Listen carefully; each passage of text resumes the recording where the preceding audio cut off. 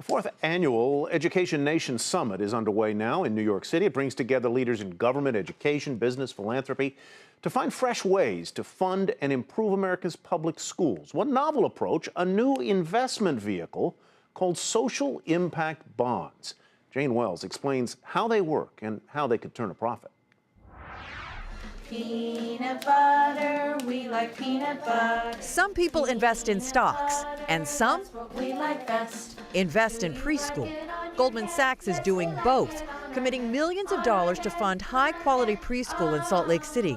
7, 8, 9. Goldman doesn't just want to give money, it wants to make money. The transaction we did in Utah is the first time we've ever invested directly in the actual program, the actual education services itself. The Wall Street giant has its second largest U.S. office in Salt Lake City.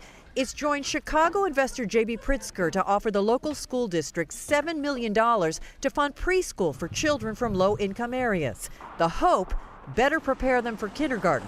In the past, maybe 15% of the kids in a program like this would end up in special education, even though half of them didn't really need to be there. They just needed to learn. And the challenge with special ed is once you check in, you almost never check out. We need to be good listeners. The new money is coming through what's called a social impact bond.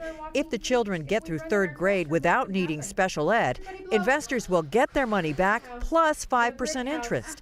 Director of Preschool Services Brenda Van Gorder is used to winning grants, not repaying bonds. And it would be a bond. And do you understand what that means? That it would be a payback that with interest. And my heart just sunk. And I thought, I'm in a public school system. There is no way. How would I ever find the funds to be able to do that? What sound does it make? Good. For now, the county and the United Way will repay the bond, but eventually the state will need to be convinced to take over. But social impact bonds are new and untried, and Van Gorder says she's heard from skeptics. Is it a big ripoff?